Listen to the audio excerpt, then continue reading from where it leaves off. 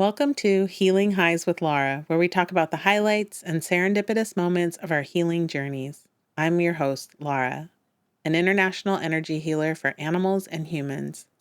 Thank you for being here. I love sharing these stories with you.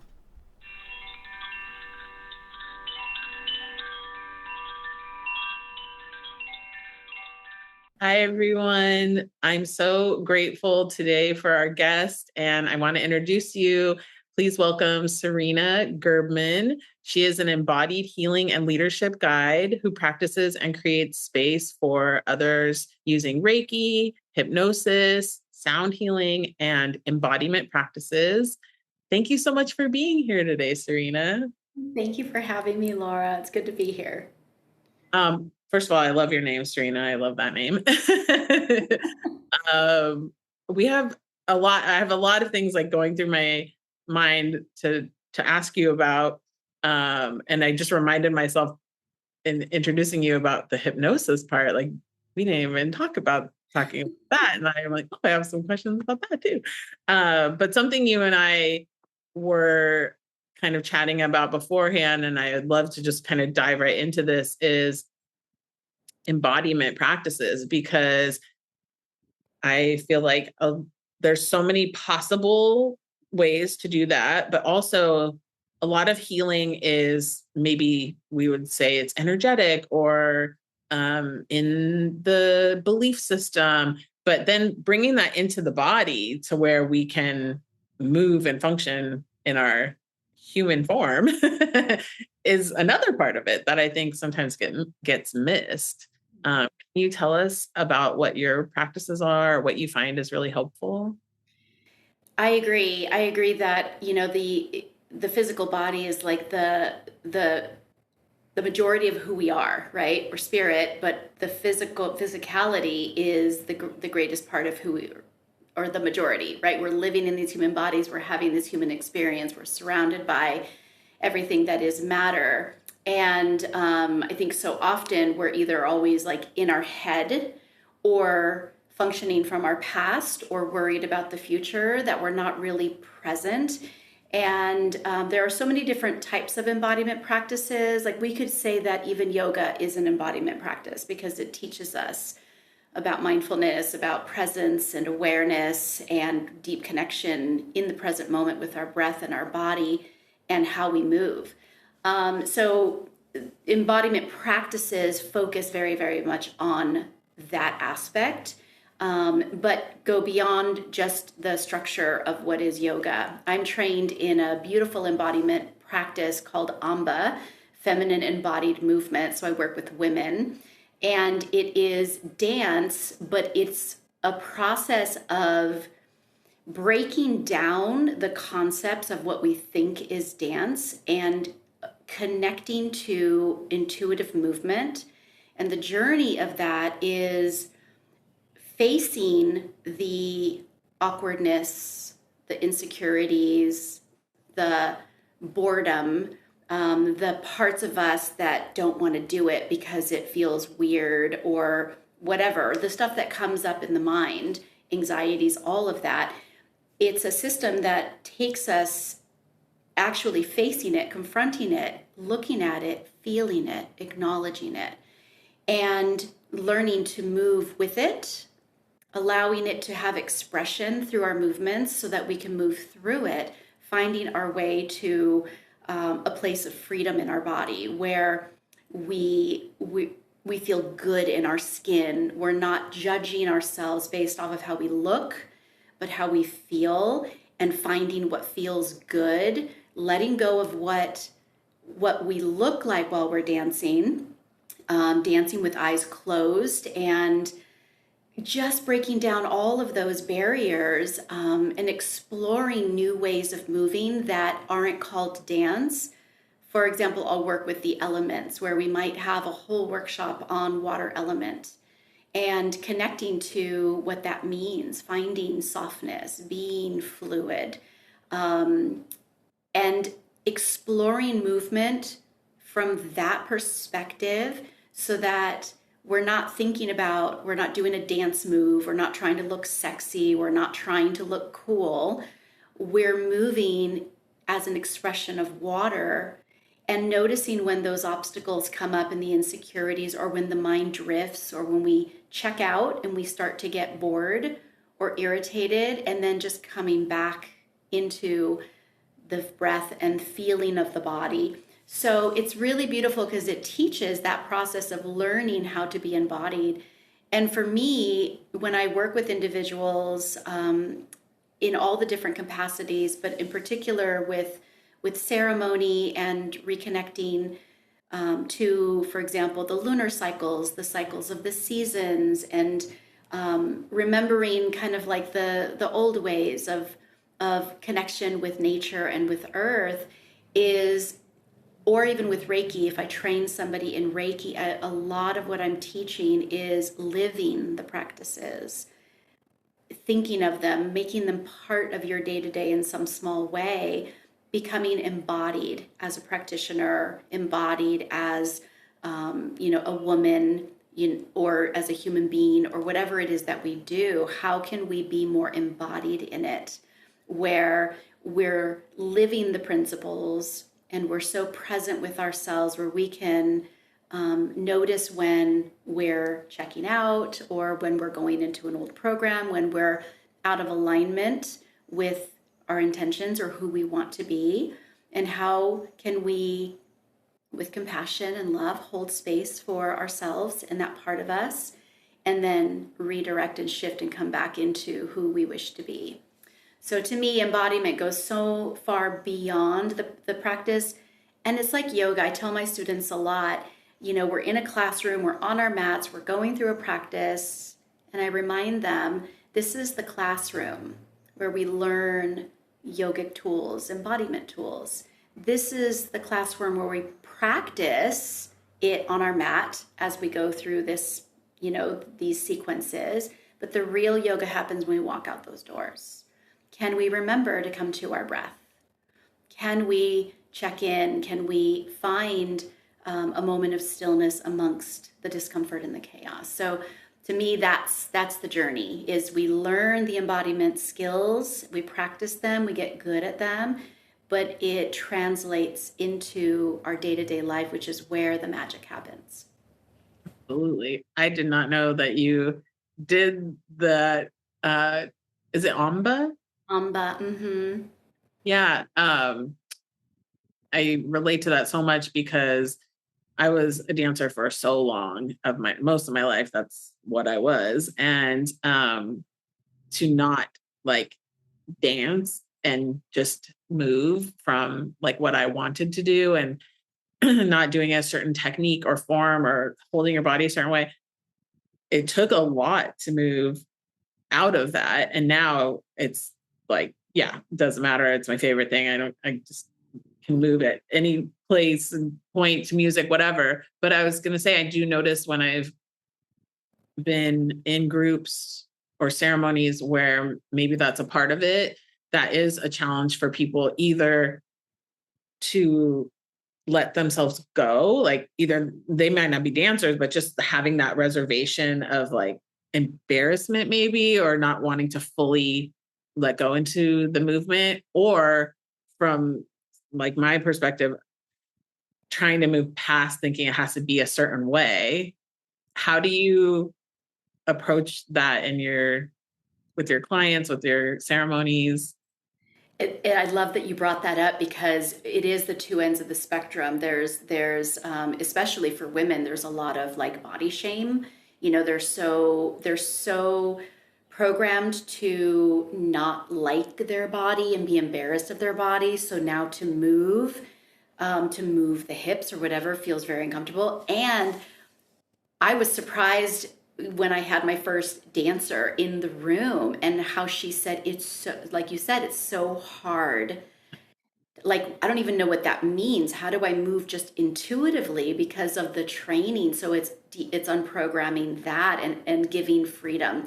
So it's just a journey, and we're all in it. And the reminder I give again and again is, where is your mind?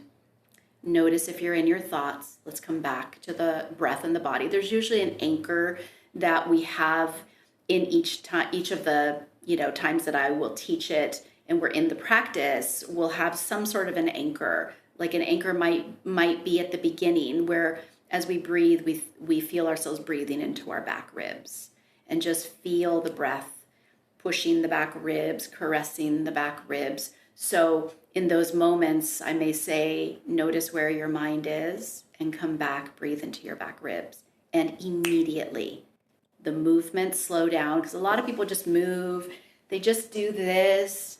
And so the practice is slow, like 10 times slower than you want to move, which is hard.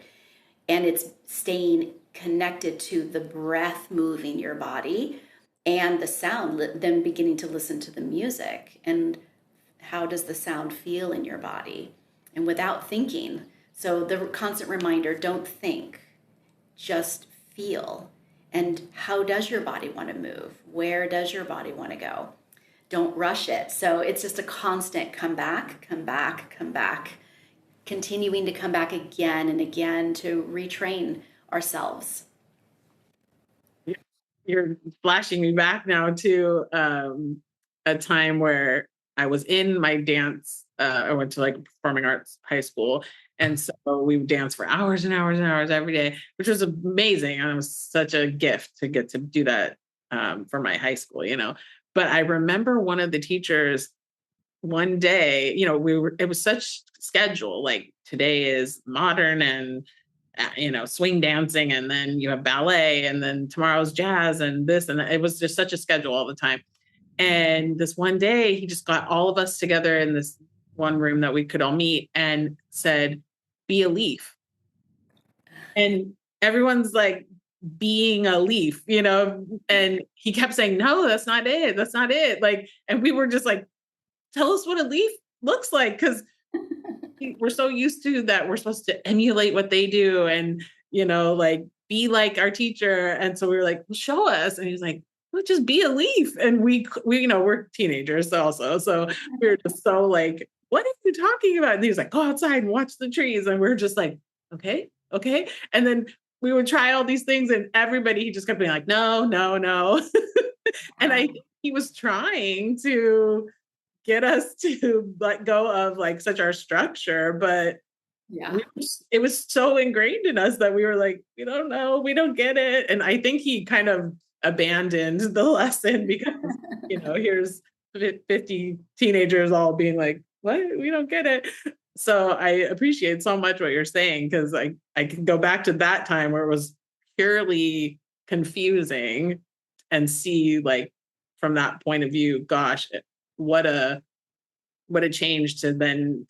I mean, the guidance was different. We weren't getting, I guess, maybe the best, but like what you're saying, like to be able to anchor in the body and get out of our heads and just actually feel Yeah. our breath would have been a different, I think, place for us to connect to, you know, especially Totally. teenagers. Yeah, it's interesting because it speaks so much to the constructs of life all around us in society. Everything is very structured. There's boxes, it's linear, this is how we do it. And so our brain gets programmed like that. And so to begin introducing practices that pull us out of that into freedom and free form exploration, and shifting our concept, our understanding of what quote dance is, letting that go and tapping into just intuition and listening to and feeling into the body's guidance it's a practice. So it's one of the reasons why I love the Amba system, because it takes you on a journey starting with that anchor connection that we can always come back to, and then moving through warm-ups that on the surface look a little bit like yoga, but start to bring in the element that we're working with, like water or air or fire or earth.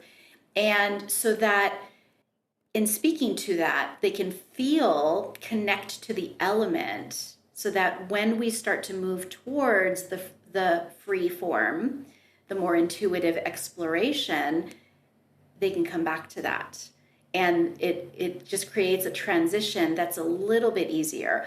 And, you know, if somebody, even for a split second, had a moment of, I think I get it. Like that's the practice. And then the next time you do it, that grows. Yeah. When you were talking about like, this is this, where we're practicing it. And then when you go out into life, that's the real, you know, putting it into, actual use. Um, what I feel like a question I hear from people a lot is like, what does that feel like if they're new to it? What does that feel like? And I think you're touching on it there.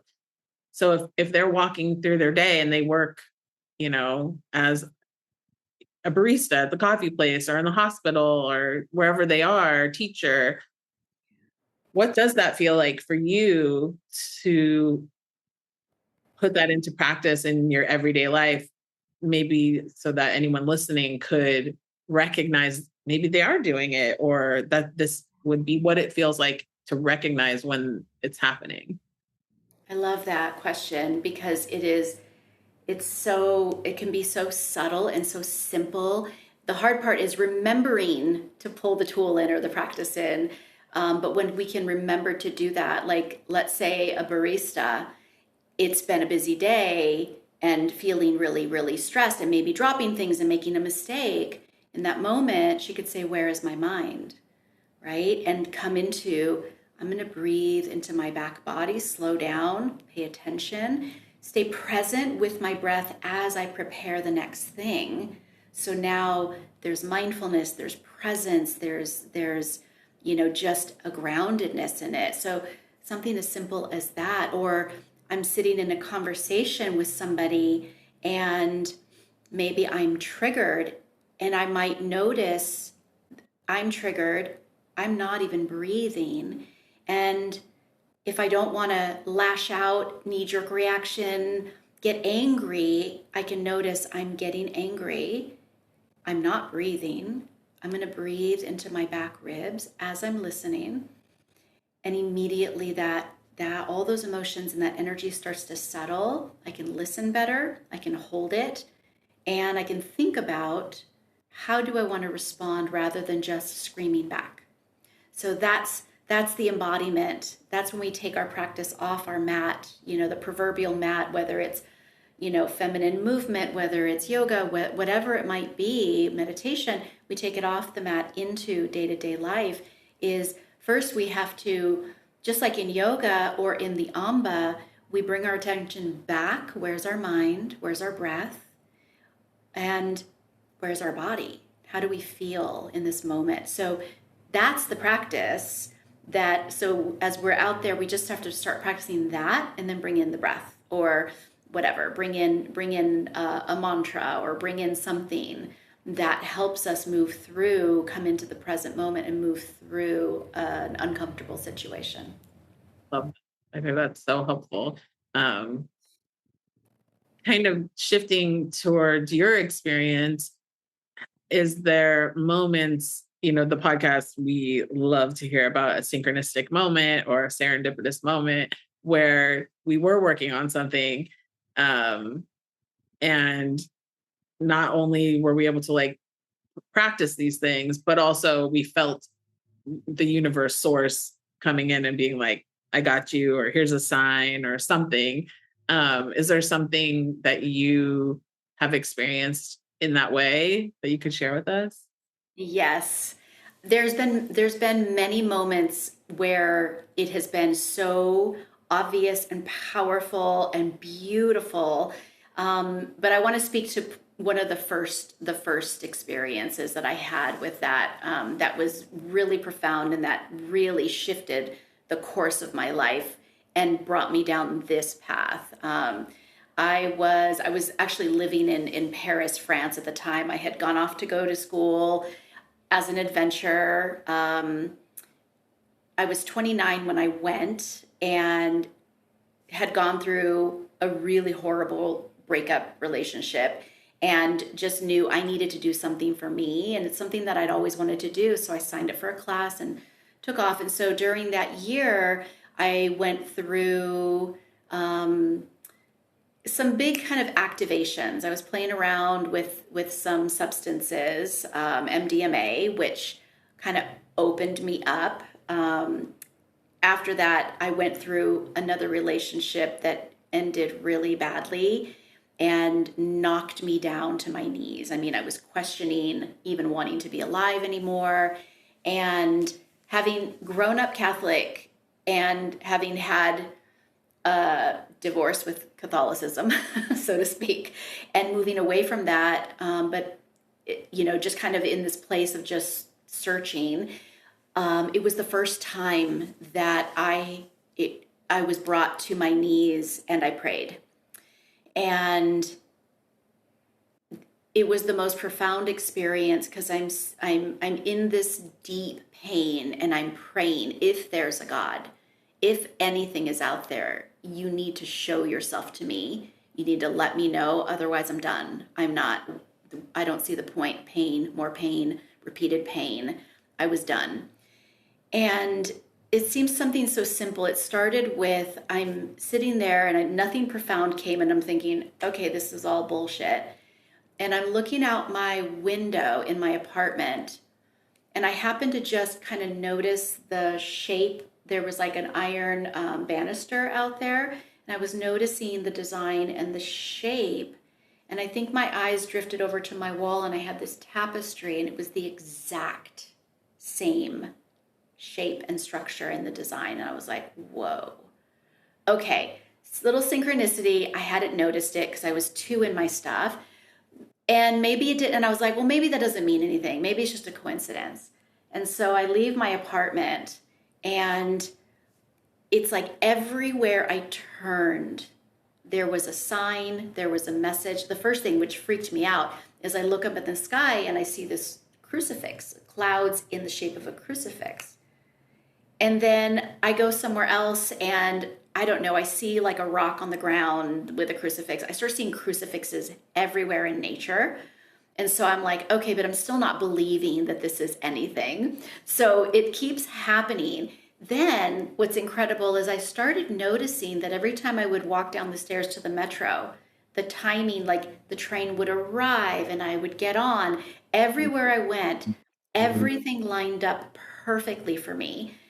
I'm still not sure what's happening, but I'm kind of going, okay, what's going on here? So then I started to say, okay, I'm going to test you. Like if this is really you, whoever you are, then I want you to show me this, or I want you to answer this. And sure enough, within the next hour, somebody would say something to me that was exactly what I said. Somebody needs to say this or answer this question. So it was like a machine gun. It was happening all day, every day for weeks till finally I said, okay, you're really there and you've shown yourself. All right. So I'm not going to move in that direction. So then I said, well, now I need you to show me that my life has purpose. Right? What is the purpose of all the pain, and show me what I'm supposed to do with this. And the doors just started guiding me. I started hearing, because I was like, what do I need to do for me to help myself? And I started literally just hearing meditate, yoga, and cleansing. And I was like, okay, so the search began. I started just trying out all kinds of different yoga classes, ended up finding Kundalini yoga I don't know if you're familiar with Gurmukh Karkalsa, who's one of the old timers. And she's kind of she was like the Kundalini yoga teacher of the stars. She was in LA and she was like very, very well known. Well, through a series of synchronicities of not just synchronicities, but hard to believe synchronicities, knowing that this happened for this reason, because I was meant to have this conversation with this woman, because I'd been trying all kinds of yoga and they were good, but I just knew it wasn't it. I was looking for something more spiritual. So I'm having this conversation with her. I mentioned that. She's like, oh, you need to go to LA, Golden Bridge, Gurmukh, Sunday class, 4 p.m., just go. So I go. Freaked me out because I walk in, it happened to be a teacher's training weekend, not a very big space, and there was about 200 people there. Everybody was on half mats. So they had folded their mat in half, and we were literally laying down shoulder to shoulder. It was packed, and everybody was dressed in all white and wearing head wraps and turbans. So I'm like, oh my God, I've entered into a cult. This is a cult. So I'm freaking out. The teacher walks in, and as a fitness teacher, I was a fitness teacher before. I know what it's like when people walk out of your class. I'm like, I'm not walking out of this class. I know what that feels like. Just stay. And I started to think, there's a reason why I'm here, because this woman in this situation, in this conversation, I know it's guidance. So I stayed. She floats in, and she's wearing this beautiful big turban with this veil and this gown.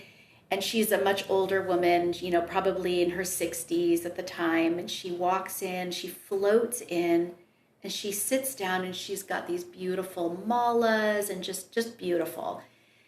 And she starts opening up and talking for like 30 minutes about the theme of what we're going to work on. And when she started talking, literally it was like she knew my life story. She knew exactly what I'd been struggling with, and was saying, I have the answer. This practice is going to help you clear this deep-seated childhood anger. And so I'm just like, oh my God, I'm having this freak out moment. Bawled my eyes out through the entire class. And in that moment was just undeniable. Like, okay, because I had been praying, is there a way for me to help heal myself where I don't have to be in therapy for the rest of my life? I don't have to rely on someone else. Is there something where I can be empowered? And I had found that, I kept hearing that yoga. So I found the yoga, and that was a big part of my journey of healing.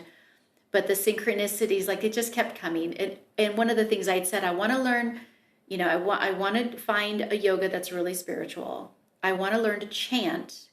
I had kind of searched like different types of lineages of Buddhism, and everything felt rigid and structured. And I just knew inside of myself that I wanted something that helped me connect to my own way and my own wisdom, and that didn't put boundaries on the healing process and the spiritual process. So here I am, we're chanting. And of course the chanting freaked me out at first, because I had never chanted before in a room full of 200 people dressed all white. It was really freaky, but it also felt right.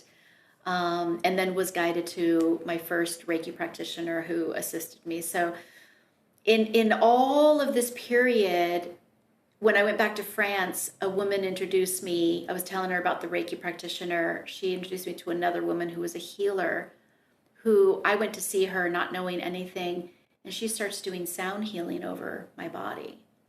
So and I ended up going through like a full hardcore knock you on your ass adrenal burnout, and was guided. I'm walking home from the metro to my apartment, and past this little health food store that I'd passed a million times, never saw it.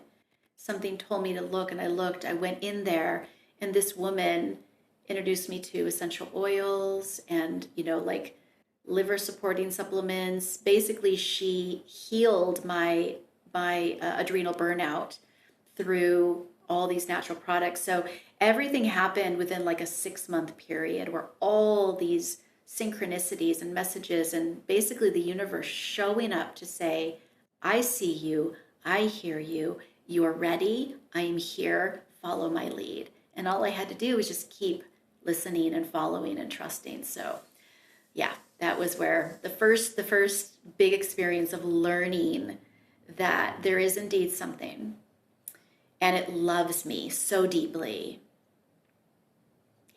And it wants me to heal and to thrive and to grow. So, and that's where I began to realize, like, okay, there's a reason for that, because I'm being guided to be of service in some way. I was already an aerobics teacher, Pilates teacher. And so I'd already figured out, okay, I need to learn how to teach Kundalini, because this is incredibly powerful. And so, yeah, it just kind of led to all the seeds were planted in those early days. Yeah, that's huge. Like, you said, like 6 months of synchronicities and serendipitous signs leading you into yourself, essentially.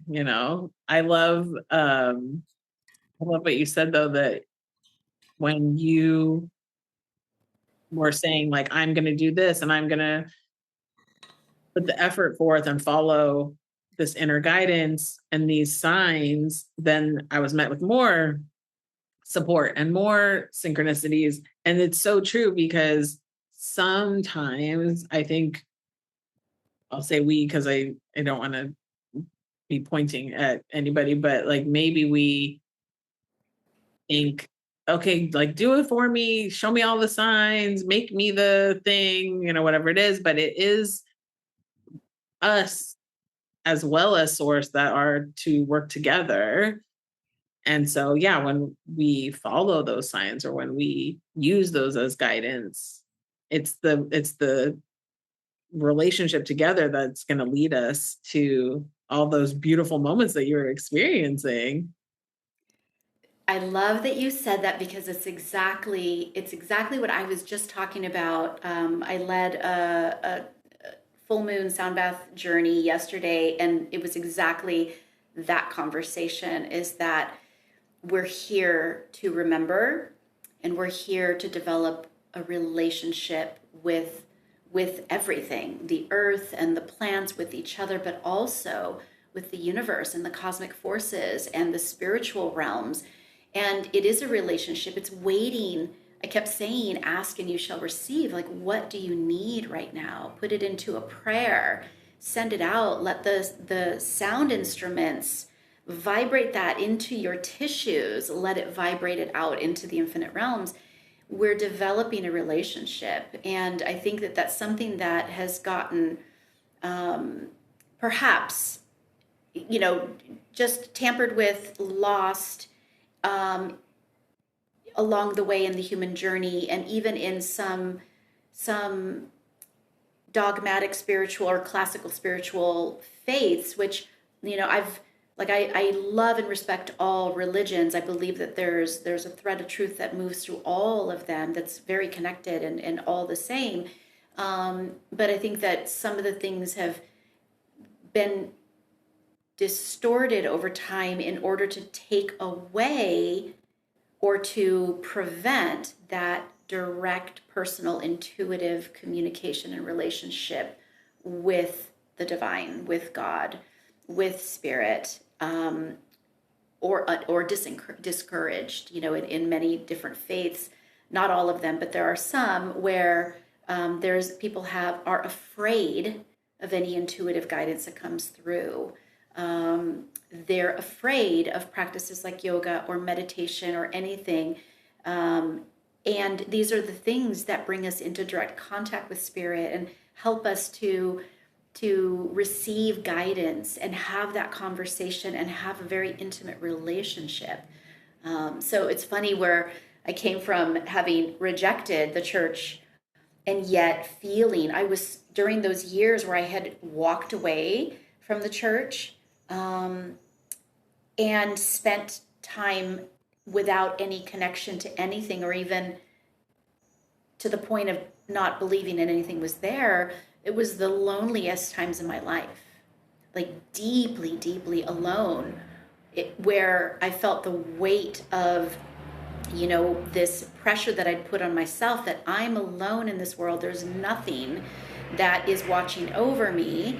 And this life is so hard, and where do I go with this? Which led me back to the search, because I feel like I was, deeply crying out and yearning for spiritual connection, but I needed to step away to feel the profound pain and loneliness of not having a belief and a connection to spirit. But that's exactly what led me to searching for that very personal understanding for me. And it's different for everybody. There's so many practices that can lead us there, and some will resonate for some and others it won't. But keep looking, create your own recipe, that leads you back home. So I love your talk about the relationship, because that's it.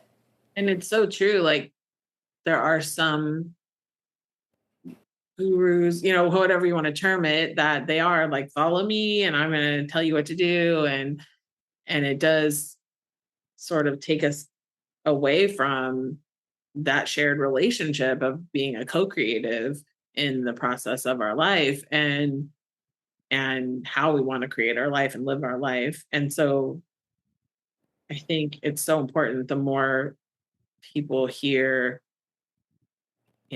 others talking about it, and being reminded that you're a part of it, and you have your own magic, you have your own wisdom, and not 100% of a technique or a modality will apply to you, so taking from it what you can, and then matching it and mixing it with your own, knowledge is such a powerful thing. And then also, the world needs that, but then also, yeah, remembering like your inner guidance is just as strong Mhm. as this person that's telling you, their recommendations. So tuning into that too, because I think we forget that. It's so intense because I think I guess it is part of the process as human beings. Um, one of the greatest quotes from, I don't know if you're familiar with Reverend Michael Bernard Beckwith from Agape, right? So Reverend Michael Bernard Beckwith basically used to say, I remember him saying this often, is that pain is a catalyst, right? Pain pushes until vision pulls.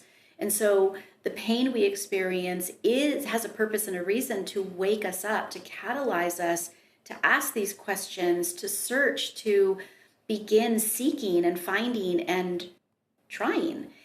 And I think that as human beings, perhaps our natural human instinct is to want someone else to fix us, to be a savior, to rescue us, to do the work for us, to give us the answers. And maybe we need to give up our power to understand, to get to a place where we feel, right? It's all about feeling that something isn't right, Yeah. right? To then begin to realize I can't rely on someone else because they could twist it, distort it, manipulate it, disappoint me, let it go, whatever, fall short, because we're all just humans.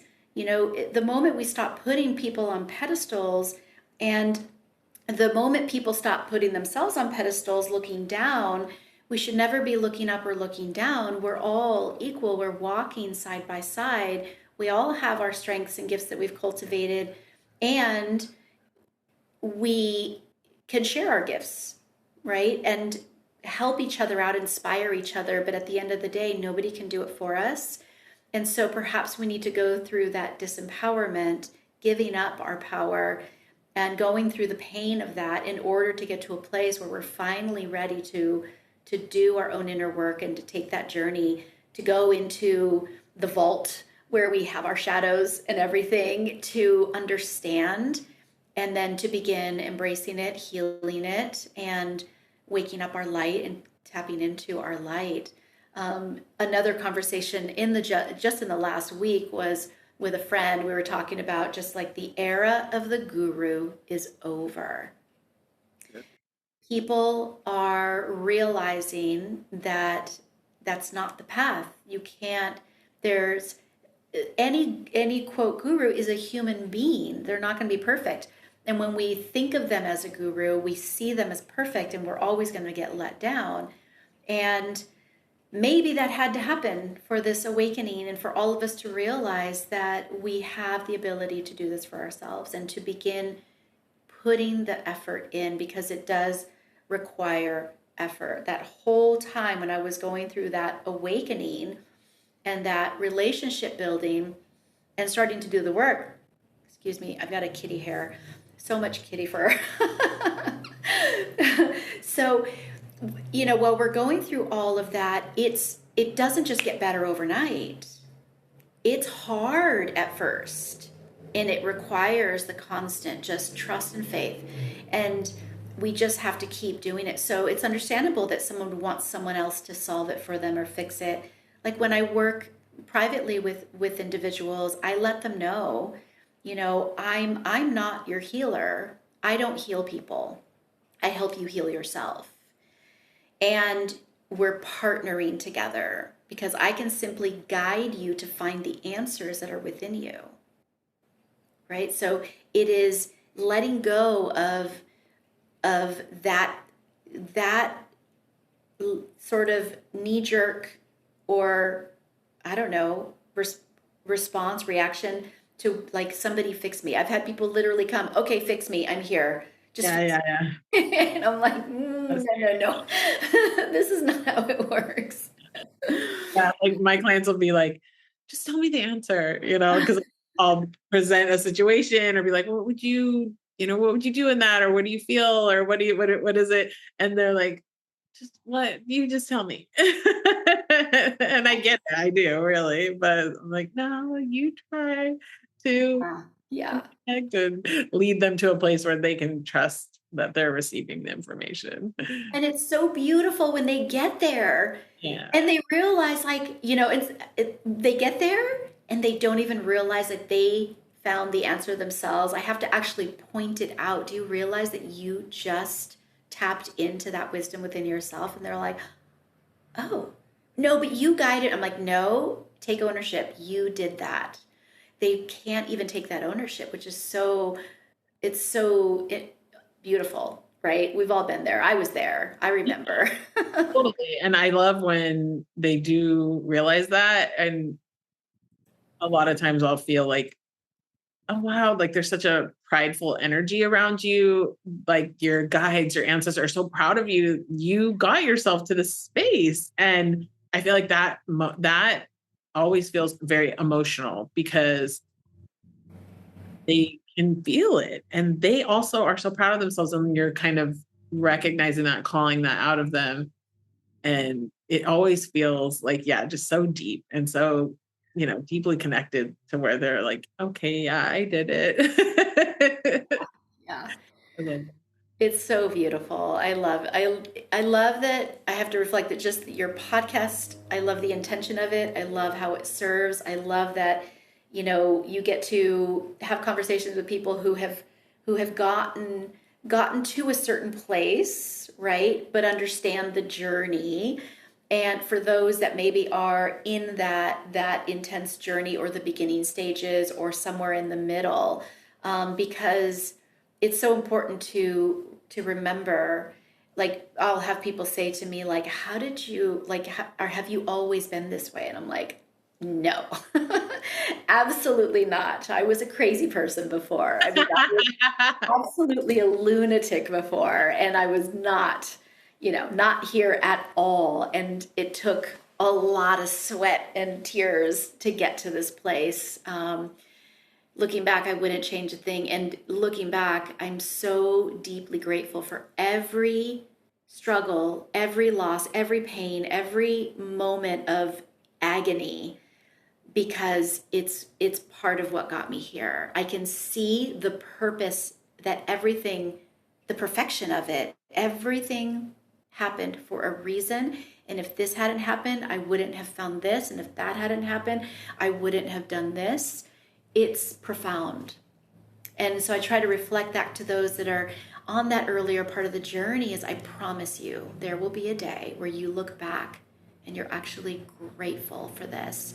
And sure, the pain may always be there a little bit, but it'll be so different because you'll see it from another perspective. Like, it was there for a reason and a purpose, and in your empowerment and your healing. Absolutely. Yeah. Sometimes I'll say it might seem like small shifts, but then at one point you'll look back and those all will have added up to something Yeah. major shift, and then sometimes we do have those giant ones, like walking into a Kundalini class and feeling like, whoa, this is all about me. Most of the time, I think we're like crawling on the ground because we're in so much pain and have so much heaviness that we're just crawling baby steps, moving along. And then, yes, sometimes grace comes into our life and something big happens. And, so yeah, I'm so grateful for that. Those were the moments that, just kind of catapult you ish. It's almost like it's a huge activation within, and it's a powerful, almost like a leap, but almost in your astral body, right? Because Right. you still got to physically go through the muck to get to that place.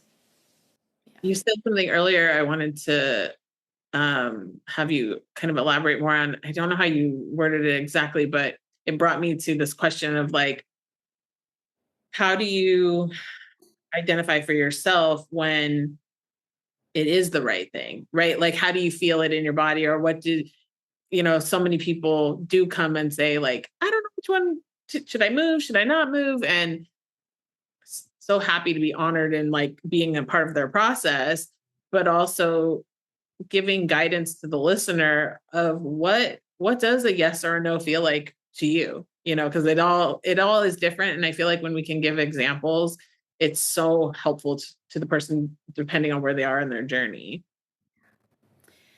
It's something that at this point has become, for the most part, really just automatic and instantaneous. I just know in my body. My body tells me. I know my heart, my spirit. But looking back to the beginning, when, or when I have a student or a friend or a client or somebody say like they have to make a decision and they're really conflicted and they don't know and they're all upset, is I guide them to close their eyes and just find their breath and just kind of settle for a moment, and then think of option one. Visualize it, imagine yourself walking that path, doing that thing, and then notice how it feels in your body. And I have them tell me, what do you feel? What do you feel in your stomach, in your gut? And they tell me.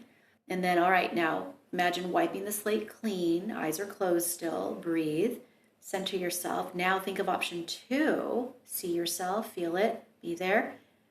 How do you feel in your body now? And they tell me the difference. And oftentimes there's one that just the gut feels lighter, open. Or maybe a little bit of excitement.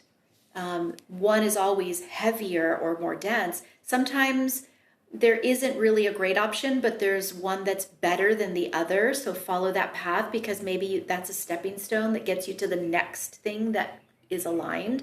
So that's the practice of learning to stop, pause, connect, let your body tell you, because the body will respond to the energetics of one thing or another, and the body will always tell us which direction is the right way to go or the best direction to go for now. And then it eventually becomes automatic, where now, something like as simple as working with ChatGPT, for example, who has become my personal assistant in business, which has transformed my life and my business so much, because as a healer and a teacher, like I just want to teach. To have to do all the back end stuff, the promoting, the marketing, the writing out of class description, which is why I never did the things I wanted to do. Everything stayed on the back burner. So ChatGPT, if I'm brain dumping all of my inspiration that's coming through, my ideas, the creativity, blah, blah, blah, organize it for me. And now let's start to put it together. And if I read it, something doesn't feel right. I can say, hey, okay, this has some good things in it, but it's just not sitting right. Then we can kind of deep dive. So my gut always tells me. So I'm not just putting stuff out that just sounds generic or doesn't sound like me. I have to make sure that it's feeling authentic. So that's just one example of, just utilizing that internal guidance system. Yeah. I love the practice that you gave of using like option one, option two, and going through what that feels like. I think that's a valuable practice for anyone to use.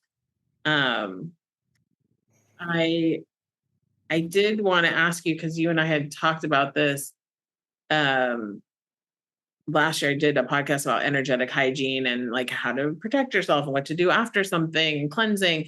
And I kind of wanted to hear your perspective and thoughts on it. I think a lot of people will say, it's hard for me to go places because I'm absorbing the energy, or it's very heavy. I take that on. And I, in that episode, I shared my thoughts on what I feel like that is in terms of, possibilities of being an empath, and what that can mean in different contexts, and things to do. But yeah, I'm just curious because I know that's something important to you. What are the things that you want people to know about energetic hygiene, or the things that you do that you find really helpful? There's so many layers to that. First and foremost, especially as an empath, it part of our journey is learning energetic boundaries.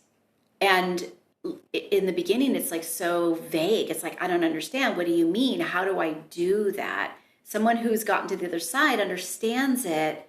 It's just, you don't have to think about it, you just do it. So it's about cultivating that and understanding that being empathic and being porous in your aura, in your energy field, in your chakras is there's a difference. Most of us who are empathic are also porous.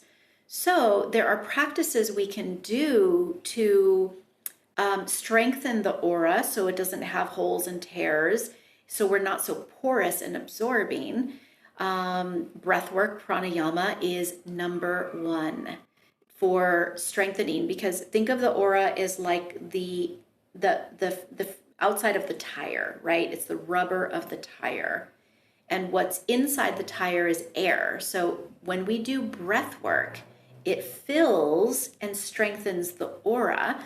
And when we're doing practices, meditation, yoga, spending time in nature, etc., the health of our aura gets better. We can start to repair the aura, and then we're strengthening it with the breath work. We're filling it with pranic life force, so it's strong and vibrant. So that's part one, is understanding, first dealing with, not first, but just in conjunction with everything, is really addressing on a physical level, how can I strengthen my energy field and my aura?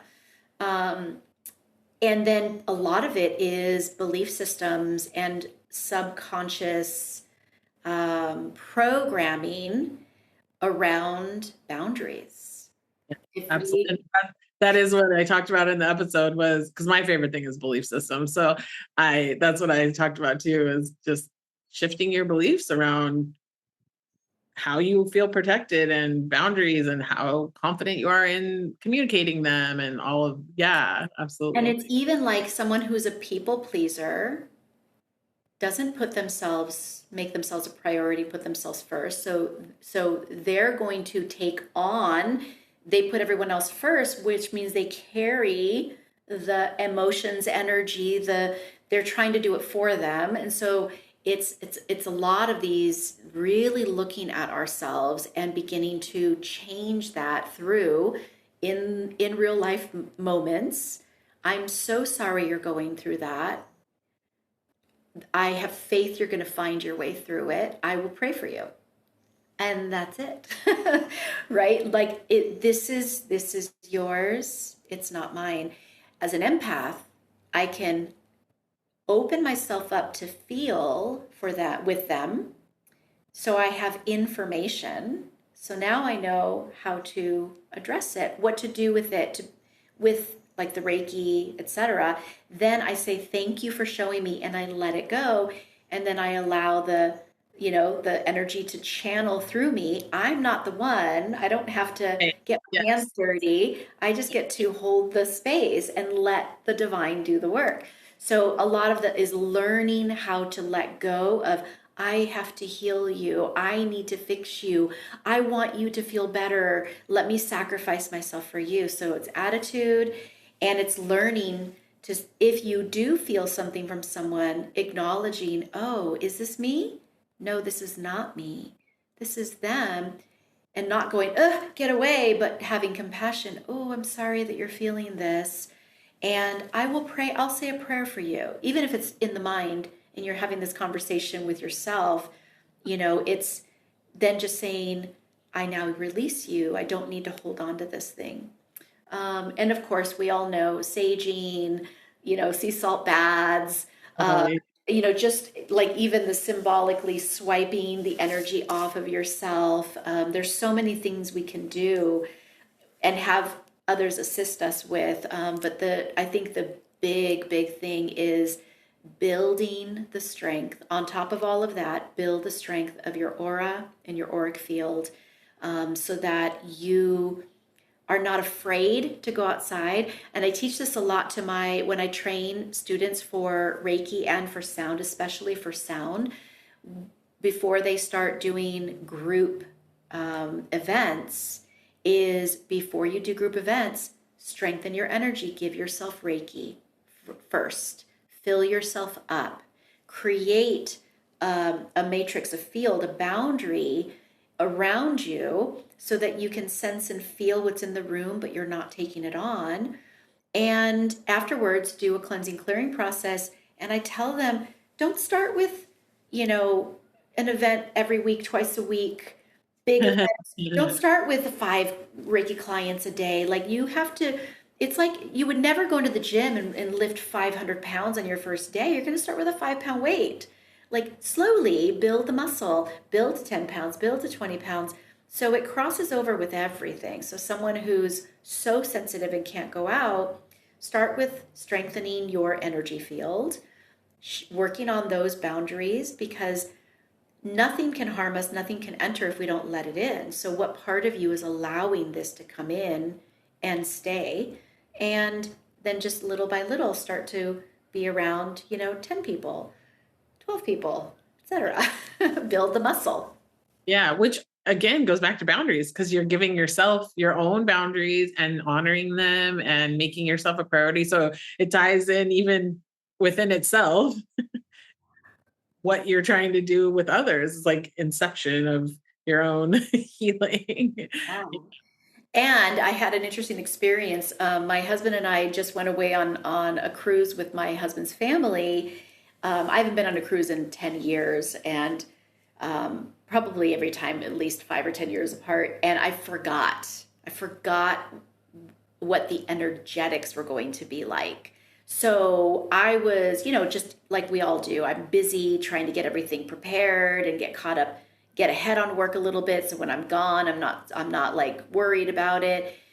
All the things, I wasn't preparing myself psychologically or energetically before I went on the cruise. And here I am stuck on a boat for 7 nights with probably 6,000 people, where the energy there is just excess and gluttony, so much food, so much alcohol, partying.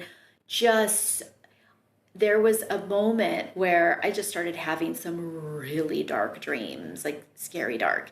And I wake up and I'm like, okay, calling in the Reiki, and I realize, I didn't energetically prepare myself and protect myself. And I haven't been doing my energy practices every day as I'm surrounded by all of this. So, when we're going to go into an environment like that, or anything like this, that's just a lot, we can prepare ourselves. And I did practice stepping away. I knew I needed alone time at times. So I was able to go out on the balcony, sit in the hammock, and just be by myself. And I did that quite often. My husband doesn't always understand this, because he's like, where are you at? Because he just wants me to be with his family every second of every day.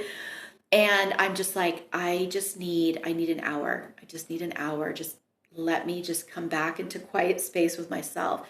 So that was a beautiful example. Even someone who's accustomed to doing this, and I've worked on strengthening my energy field, and I'm good at letting go of stuff. I forget. I have moments where it sticks. I came back and I was like, I think I have some entities. I could definitely feel. I was like, So I had to do some clearing work when I got back, and it took about 4 days to just clear. I was going to be leading a Reiki talk, and normally I feel the Reiki just flooding through me, and I was like, ooh, I barely feel it, because I had so much density on me. So I was like, all right, I'm doing some clearing practices, lots of saging, lots of prayer. So it's part of life. We are in a human body. We are on this earth. We're in this together. We're here to be with each other. So part of the journey is just learning that we don't have to absorb other people's energy. We Yeah. learn it. No one teaches us this. True. So true. And I love like that experience of going and being around so many different people, and that happens where it could not even be a lot of people, but just an area, a space that has a lot of energy, residual energy, and then just recognizing like, whoa, this is not me. Okay. Oh, I didn't do my clearing, or oh, I need to clear, or I need to whatever it is. And I think alone time is so valuable. I think we do think we have to like be with people and do all this, but we need to, some people are recharged by being with others. I get that. But, if you're not, like, recognizing that, and again, having a boundary to say, I'm going to go be by myself for an hour, whatever it is so helpful. Yeah, yeah, it's so true. It's very hard for some people to do. I get that. I really get that. I think it was hard for me to give myself that permission at one point, at one time in my life, but I just that's how I like when my husband gets upset. I just like, listen, I just need an hour, right? I will be more present. Yeah, you'll be better. Exactly. Otherwise, I'm sitting there and I'm just shutting down. Right. Yeah. And then getting into like resentment and irritate. It creates more. It's better to just do the thing and speak up for yourself and to take Exactly. the time. Yeah. Well, I love everything we're talking about, and I feel like I might need to have you back because we didn't even get into the hypnosis stuff, and I really have some questions there. But I I know you and I could go down some deep rabbit holes. really too, I'm like so many other things. So I think, yeah, we may need to have another time where we can like get into some other stuff, because yeah, there's a lot I have more questions about. Um, but I do like to end the podcast asking just like some quick. I'm calling it, last year I was like quick fire. Now this year I'm calling it cosmic lightning round Ooh, like that. questions. So I'd love to ask you those. Um, what animal guide do you feel is like in your life right now? I think my Black Panther, she's walking beside me, helping me with strength and just the agility and, just that beautiful stealth movement through life right now. Awesome. I'll show you what's been on my lap this whole time is a little Mm, baby Black Jaguar. You're- She's like, Gorgeous. why'd you wake me up? Um, okay, amazing. So the next one is, what song would you want us to listen to, or a song that you're enjoying right now, or that's always one that you go to? Oh my gosh. That's a really hard question. The first one that popped into my mind, the reason it's on the top of my mind is because I was just listening to it. I just used it for a reel that I created, and it's one of my favorite songs. "Light of My Soul" by Ajit Kar. Okay, I'm writing it down because at the end of this season, I want to put like a playlist together. Um, okay, thank you. And then, kind of along the same lines, it's a little bit hard to answer, is what book would you recommend? Oh dear. Um, I have been diving back into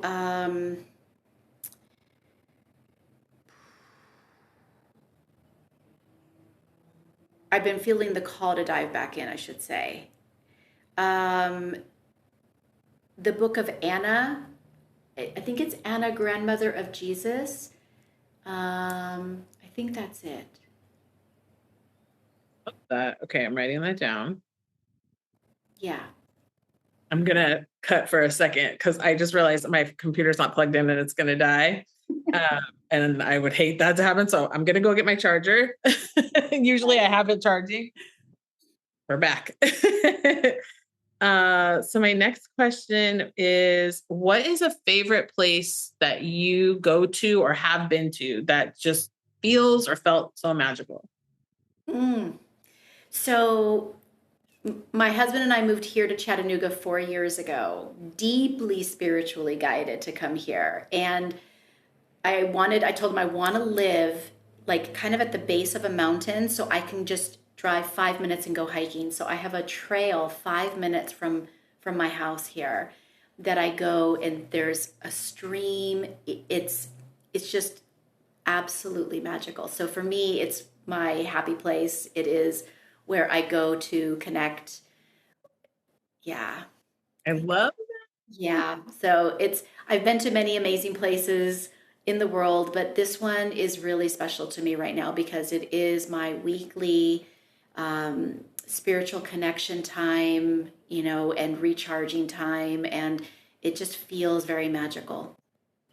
I love that. And especially because if you've experienced so many beautiful places and magical places, but now this one is right there and you get to go as often as you want, like it adds just another level of, yeah, I went to this place and it was amazing.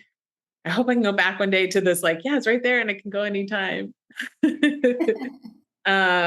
What is and we kind of touched on this a little bit, but maybe you have something different.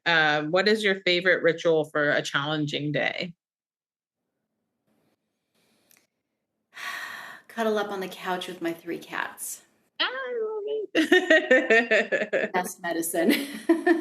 It's so funny too. Earlier, I saw, like, because she was on my lap and I saw this cat hair going. I was like, I better stop petting her because it's making cat hair. It's getting warm. They're shedding, so it's making cat hair like, fly across the camera.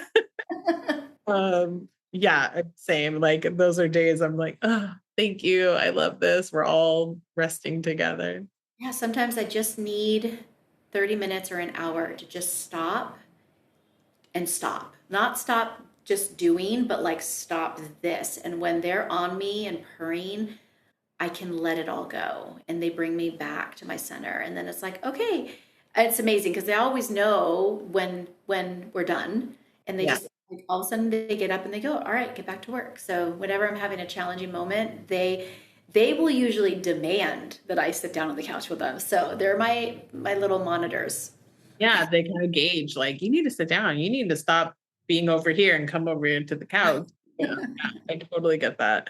I love that. Just a fun one. What is your favorite ice cream? I have to say, blueberry lavender is my favorite. Oh my goodness, that's incredible. Wow.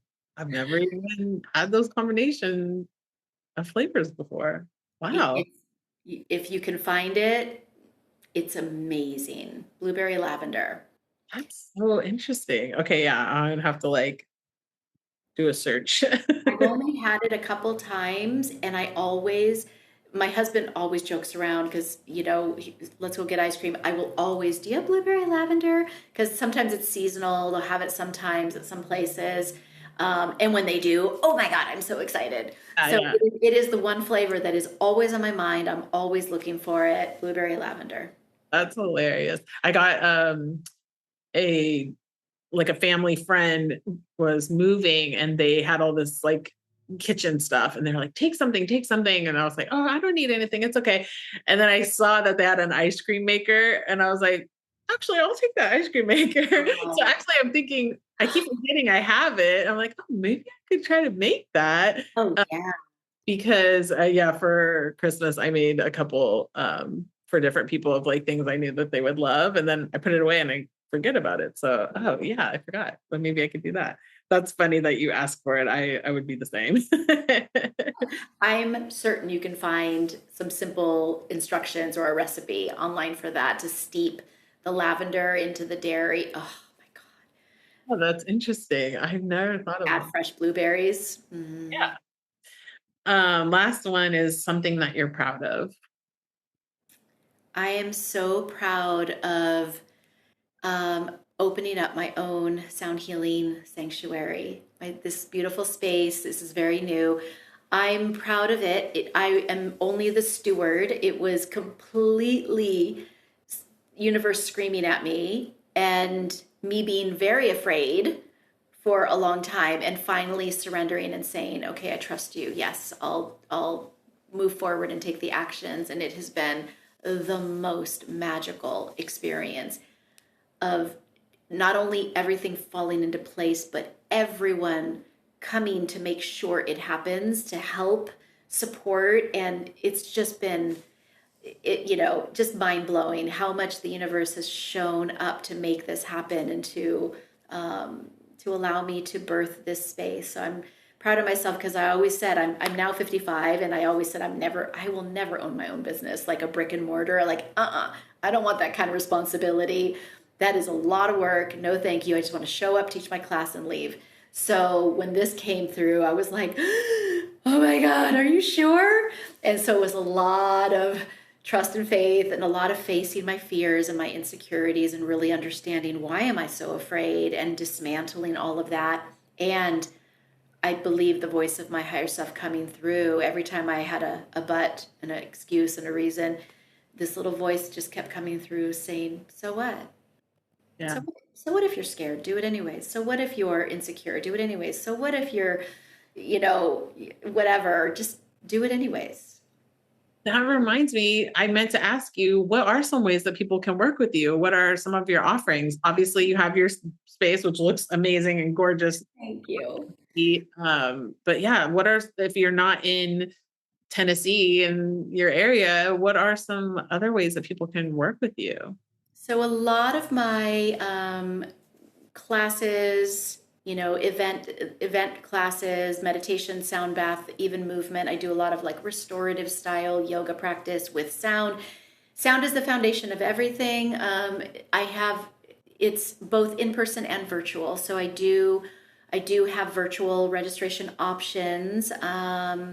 Private sessions, same thing. I work virtually. Trainings, bigger immersions. Sometimes there's a virtual option as well. So right now, do you want me to just give you my website address? We'll put it in the bio, and underneath. So anything that people can go there and click on, and then we can, they can look for what you're offering. Yeah, everything's on there. Yeah. Perfect. Yeah. And then what is your space called? My space is called Ella Runa, Sanctuary of Sound and Light. Love that. Oh gosh. Amazing. Well, I'm so glad that that's what you brought up, because I would have been thinking later, like, oh, I didn't ask her about that. Thank you for remembering. I know I'm so caught up in the magic of the conversation. Yeah, I'm the same way. And one of my favorite things about the podcast is that I love looking at the only stat I like looking at is what countries people are listening from. Cool. And it's, of course, like the majority is United States, but there's like, I think we were up to 14 countries. And so I love that, because whoever I'm talking to, we're connecting the, healing grid to wherever everyone's listening. And then also, like anybody could reach out to you from anywhere and be able to work with you in that way. So yeah, it's important to make sure we talk about it, and then also refer all of you to the bio to connect with you. Amazing. I love that. That's incredible. I know, it's my absolute favorite. The rest of it, I'm like, sure, whatever, I don't care. You can do the numbers, that's fine. But whenever I see another country or something add up, I'm like, so cool. So we always end the podcast asking the void a question. But before I do that, I just thank you so much for your time and all of your energy and sharing everything that you did. I just know that so many people are really going to find it helpful. And I hope that they connect with you and work with you in any capacity, because I love your energy. Thank you, Lara. Thank you. A, it's been so much fun to be here with you. And B, I feel really deeply honored that you reached out and invited me to come to your show. Thank you. Yeah, I mean, we have a connection, so So I'm going to ask the void a question. My question to you, void, is: do you have a nickname? Okay, all right. Well, thank you again, Serena. I just appreciate it so much. And I hope that we get to connect in some other way or again on the podcast in the future, because I would love to, yeah, continue to know you and share with you. But thank you so much. Thank you. Thank you. I would love that. Thank you, listeners. I hope you enjoyed it. I hope you have a beautiful rest of your day. And I wish you so much joy and serendipity on your healing journey. And I know our paths will cross again.